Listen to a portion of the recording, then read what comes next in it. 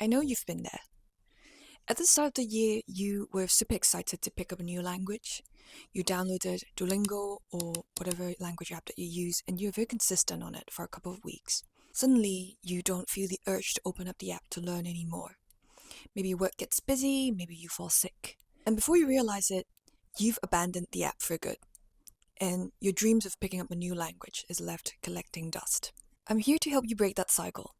In this video, I'll be sharing 4 mistakes that are holding you back from being consistent on your language learning journey and how you can go about fixing them.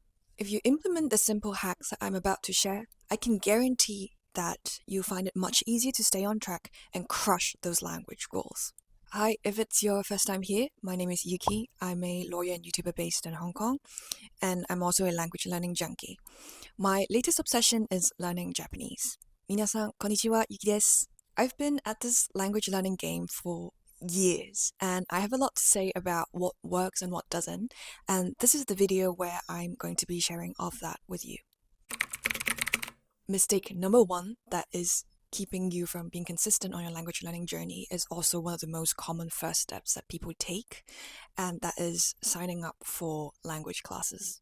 I'm not saying that language schools or language classes are bad or that they can't work for anyone.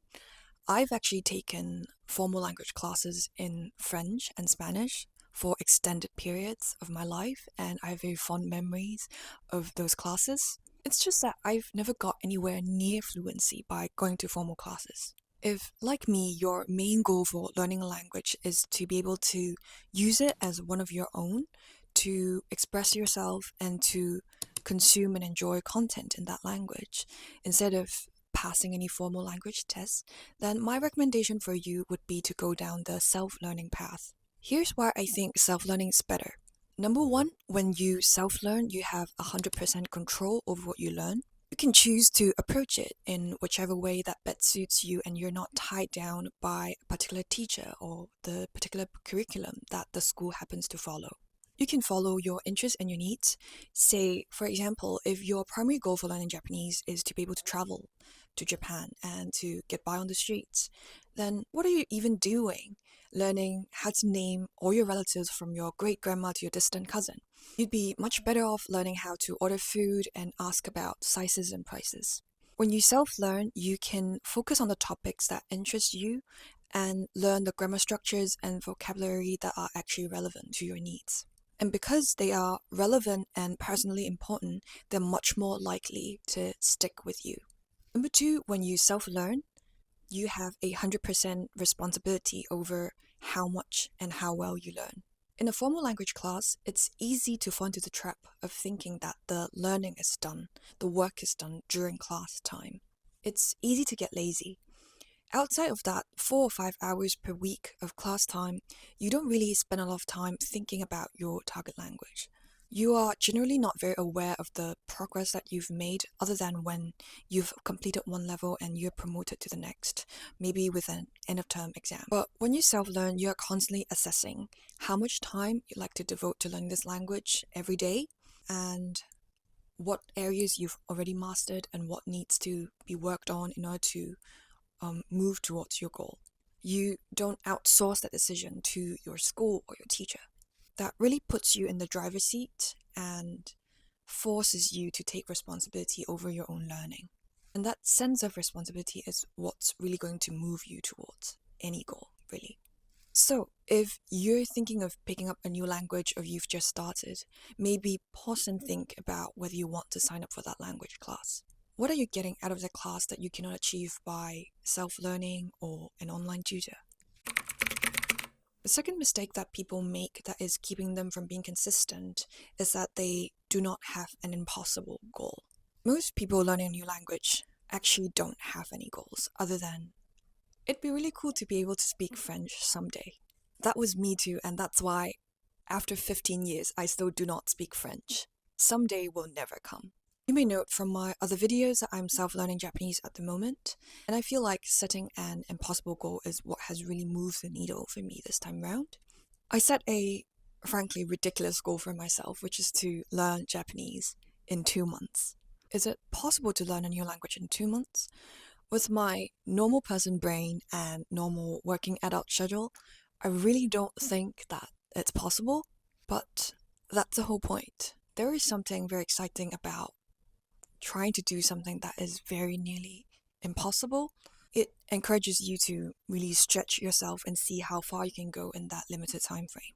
If you think about it, I'll learn Japanese in 3 months has a different ring to it than, say, I'll learn Japanese in 3 years. We're not very good at imagining what it's going to be like in 3 years' time, but seeing 3 months ahead is pretty doable.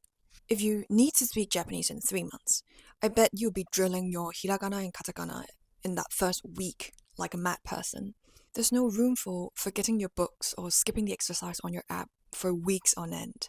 It creates the sense of urgency and necessity and excitement, which is precisely what you need to come back to your books or apps or exercise day in, day out. Think about the time frame that is realistic for you. Drastically reduce it by 50%, and you have your impossible goal. Better still, give yourself a concrete challenge at the end of that impossible period. For example, I told the YouTube world that I'm going to learn Japanese in 2 months, and at the end of that, I'll go to Japan for a short trip, and I want to get by during the trip and come out of the other side being conversational. That is my concrete challenge. I'd say find a challenge that resonates with you. It can be to perform a song in the target language or make a speech in the target language, or maybe to have a conversation with a friend whose first language is your native language. Whatever works for you. The third mistake that is keeping you from being consistent on your language learning journey is that you don't have a system to help you stay consistent. James Clear said, "You do not rise to the level of your goals, you fall to the level of your systems." Let's say you said you're going to be fluent in Spanish this year. What systems do you have in place? What kind of learning resources are you going to use? How many days per week are you going to work on it? On what days at what time? So here's how you establish a system, step by step. Step 1. Sit down with your schedule, digital or physical. Find out how much time per week you can realistically devote to learning this language.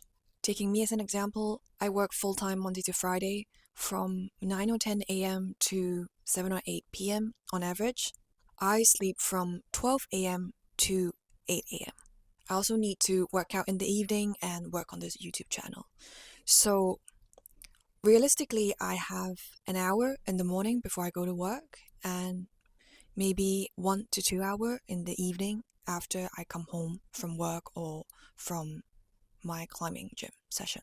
Step 2. Match your learning resources with the time blocks that you've identified. Again, looking at my schedule, I have half an hour in the morning before I go to work, and the Pimsleur daily course is around 30 minutes per day, which is perfect for that time. So every morning when my alarm rings, I pick up my phone, open up the Pimsleur app, and start playing the audio lesson for the day. I stay in bed listening to the first 15 minutes or so of that session, and then I'll get out of bed and start getting ready while having the audio course still in my ear. In the evening, when I come home after work or after my climbing session, I'd have a block of time which I can dedicate to my Japanese learning. Depending on how much time I have that day, I may complete one whole session of Inoue Sensei's grammar book, which is around 30 minutes, or learn some vocabulary items using the Mesh app or Inoue Sensei's second book. For my part, I can't really predict precisely how much time I'm going to have on a given day, but I do what I can on that day. If, say, on a particular day I have no more juice or no more time left, no biggie, I'll just come back to it tomorrow. Step 3. Find a way to track and visualize your progress. You're your own boss in your language learning, so you want to find a way to track and visualize your progress, much like, boss of a company. I do this in an analog way, but you can also do it digitally. This is my analog time tracker. I'm gonna put a close up here. So on the top, I've got from left to right, morning to evening, and down the left, I've got days of the month. So each row is one single day. The bits in blue are my Japanese learning time. So as you can see, it's mainly in the morning and in the evening. You can see most days I actually only hit half an hour in the morning and maybe half an hour to 1 hour in the evening. I also have this column on the right where I write down the topics I went through that day in the textbook. It really gives me a sense of progress when I see the blue blocks accumulate over time. There are many ways to do it. You can do it analog or digitally, track it on Notion or something. You can use a time tracker like I did, or you can also make a tracker of chapters in your book and tick them off as you go. The act of having a dedicated place to track your progress and where you come back to at the end of each day to report to really keeps you accountable and sends you this signal that, yes, I'm very serious about it, I'm working on it each day, and I'm making progress. The fourth mistake that you're making that is causing you to lose steam is that you forgot to have fun.